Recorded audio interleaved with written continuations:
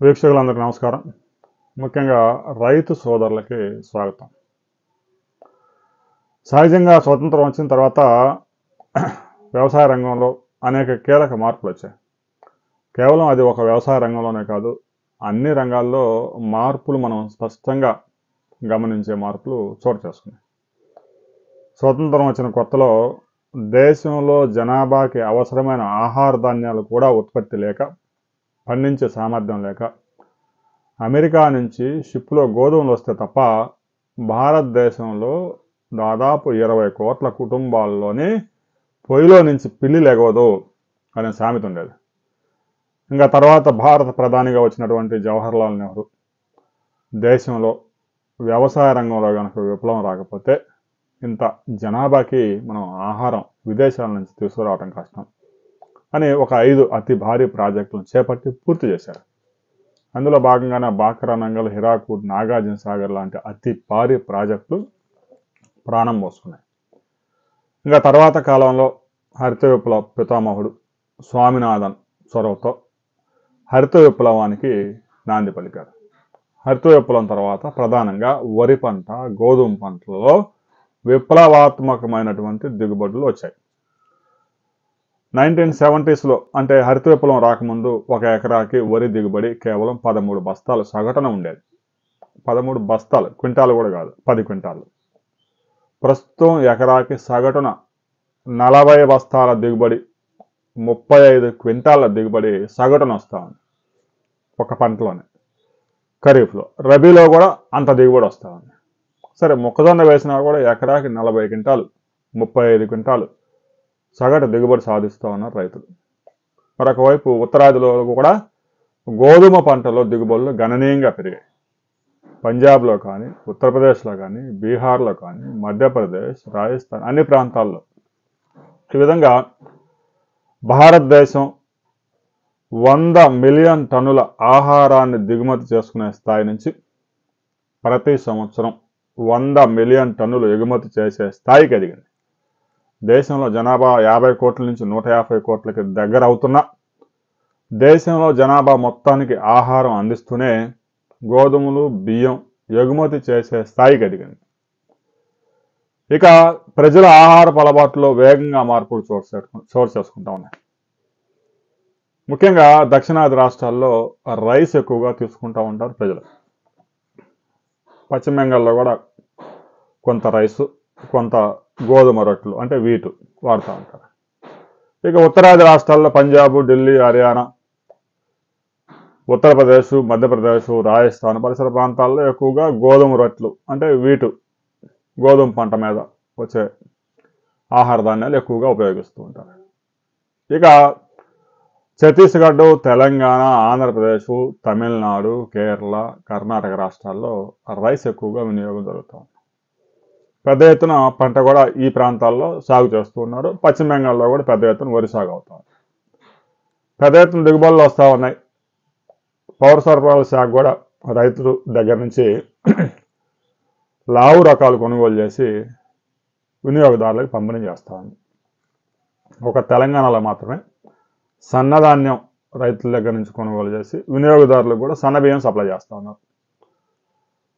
మొద్దు బియ్యం వచ్చేటువంటి ధాన్యాలు రకాలు సాగు చేయవద్దని తెలంగాణ ప్రభుత్వం రైతులకు ఆదేశాలు జారీ చేసింది. సన్నాలు సాగు చేసే వారికి క్వింటాకు 500 రూపాయలు బోనస్ ఇస్తా ఉంది. దాంతో రైతులు కూడా సన్నాలు సాగు చేస్తూ ఉన్నారు.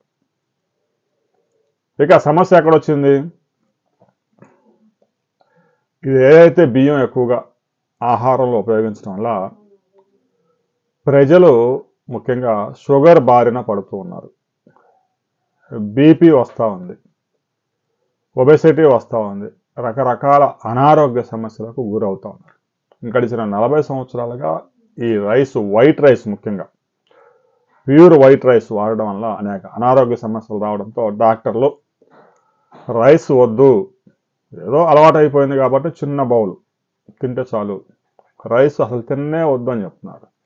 దీంతో సాక్షాత్తు ఆంధ్రప్రదేశ్ ముఖ్యమంత్రి స్పష్టంగా చెప్పేశారు, నేను అసలు రైస్ తిన్నాను. రైస్ తినడం లేదు. రాబోయే రోజుల్లో వరి పంట అయితే పెద్ద ఎత్తున పండుతుంది, కానీ ఆ ఆహారం తీసుకునే వారి సంఖ్య గణనీయంగా తగ్గిపోతా ఉంది. 90s ఉదయము, మధ్యాహ్నము, రాత్రికి, డిన్నర్కి మొత్తానికి 3 సార్లు రైసే తినేవాళ్ళు. కొంతకాలం తర్వాత ఉదయం టిఫిన్, మధ్యాహ్నం రైసు కొంచెం, నైట్ డిన్నర్లో మరలా టిఫిన్లు. ఈ విధంగా ఆహారపు అలవాట్లు పూర్తిగా చేంజ్ అయిపోయాయి.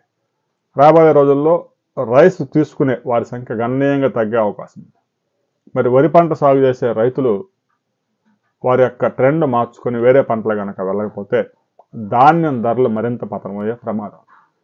ఇప్పటికే ఈ ముతక ధాన్యం ఏదైతే లావు ధాన్యం ఉందో వాటిని ప్రభుత్వం అయితే కొనుగోలు చేస్తామని తప్పనిసరి పరిస్థితుల్లో రాబోయే రోజుల్లో ఎలా ఉంటుందో తెలియదు. ఇక సన్నధాన్యానికి కూడా ధర లేకుండా పోయింది. 75 కేజీల బస్తా కనీసం 1300 రూపాయలకు కూడా కొనుగోలు చేసే పరిస్థితులు లేవు. ఎందుకంటే వినియోగం తగ్గింది. వేరే దేశాలకు ఎక్స్పోర్ట్ చేయడం తప్ప దేశంలో వినియోగం గణనీయంగా తగ్గిపోతా ఉంది. వేరే దేశాలకు ఎక్స్పోర్ట్ చేయాలంటే అక్కడ కాంపిటేటివ్ ప్రైస్ ఉంటుంది. ఆఫ్రికా దేశాలకు ఎక్స్పోర్ట్ చేయాలంటే వాళ్ళు నూకలతో కూడిన మొద్దు బియ్యం తక్కువ ధరకు వచ్చే కొనుగోలు చేస్తారు. సన్న బియ్యం ఆఫ్రికాకి ఎక్స్పోర్ట్ చేస్తే 100 రూపాయలకు అమ్మాలి కేజీ. ఎందుకంటే ఇండియాలోనే 50 రూపాయలు అమ్ముతూ ఉంది యావరేజ్న. 55 రూపాయలు అమ్ముతూ ఉన్నారు కేజీ, 60 రూపాయలు అమ్ముతూ ఉన్నారు. మరి ఆఫ్రికాకు తీసుకెళ్ళి అక్కడ అమ్మాలంటే కనీసం 100 రూపాయల కేజీ అమ్మితే కానీ గిట్టుబాటు కాదు. 100 రూపాయల కేజీ అమ్మాలంటే అక్కడ వారు కొనరు. అందువల్ల ఈ రేషన్ బియ్యం, బ్రోకెన్ బియ్యం, 10% బ్రోకెను, 5% బ్రోకెను అవన్నీ మిక్స్ చేసి ఆఫ్రికా దేశాలకు అమ్ముతూ ఉంటారు. అందుకే సన్నధాన్యానికి ధర లేకుండా పోతా ఉంది. అందుకే ముఖ్యమంత్రి స్పష్టంగా చెప్తా ఉన్నారు, వరి సాగు మానుకోండి. ఒకప్పుడు వరి సాగు చేసే రైతు అంటే గ్యారంటీగా దిగుబడి వస్తుందన్న ధైర్యం ఉండేది. ప్రస్తుతం వరి సాగు చేసే రైతుల ఆదాయం గణనీయంగా తగ్గిపోయింది. ఉభయ గోదావరి జిల్లాలు ఒకప్పుడు వ్యవసాయ రంగంలో ఆదాయంలోనూ ముందుండేవి. ఇప్పుడు అనంతపురం జిల్లా ఫస్ట్ ప్లేస్లోకి వచ్చింది. కారణం ఉద్యాన పంటలు సాగు చేసి ఎకరాకు 3 లక్షలు 4 లక్షలు ఆదాయం వస్తూ ఉంది. వరి సాగు చేస్తే ఎకరాకి ఒక పంటకి 46,000 ఖర్చు అవుద్ది. ధాన్యం అమ్మితే 43,000 వస్తూ ఉంటాయి. ఇక అలాంటి పరిస్థితుల్లో వరి సాగు చేసే రైతులకు కూడా ప్రయోజనం లేదు. అందుకే ఆయిల్ పామ్ సాగు చేయాలి, కోకో సాగు చేయాలి. కోనసీమ లాంటి ప్రాంతాల్లో మరలా కొబ్బరికి జీవం పోయాలి. ప్రత్యామ్నాయ పంటలు, ఆల్టర్నేటివ్ పంటలు డెవలప్ చేసుకోవాలి. ముఖ్యంగా మొక్కజొన్న పంటకి మద్దతు ధర ఉంది. కేంద్ర రాష్ట్ర ప్రభుత్వాలు కూడా కొనుగోలు చేస్తూ ఉన్నాయి. ఇది కేవలం ఆహారంగానే కాకుండా ఇంధనానికి కూడా వెళ్తూ ఉంది. బీరులు తయారు చేస్తూ ఉన్నారు. రకరకాల ఇండస్ట్రియల్ యూజ్ ఉంది మొక్కజొన్న. రైతులు పెద్ద ఎత్తున సాగు చేయవచ్చు. తర్వాత మిల్లెట్స్ సాగులో కూడా రైతులు అవకాశాలు ఉన్నాయి. జొన్న, సజ్జలు, రాగులు, కొర్రలు, అండుకొర్రలు ఇలాంటివన్నీ కూడా ఈ మధ్యకాలంలో వినియోగం బాగా పెరుగుతూ ఉంది. మార్కెట్లో కొర్రల కేజీ కావాలంటే 100 రూపాయలు అమ్ముతూ ఉన్నారు. రైతులు కొర్రలు కనుక సాగు చేస్తే అసలు మందులు పిచికారీ లేకుండా కొర్రలు పండించుకోవచ్చు. నీటి తడులతో కూడా పెద్దగా అవసరం ఉండదు. మంచి సారవంతమైన భూమి అయితే చాలు. 1-2 వర్షాలకే కొర్ర పంట ఇంటికి వచ్చింది. రైతులు ఆల్టర్నేటివ్ పంటలకి ఆలోచన చేయాలి. వరి సాగుకు కూడా కాలం చెల్లబోతా ఉంది. ఎందుకంటే ఇంకా పత్తి సాగు ఆల్రెడీ ఎత్తిపోయింది. మిర్చి సాగు చేయాలంటే రైతులు భయపడే పరిస్థితి వచ్చింది. వరి సాగు కూడా గిట్టుబాటు అయ్యే పరిస్థితి లేదు.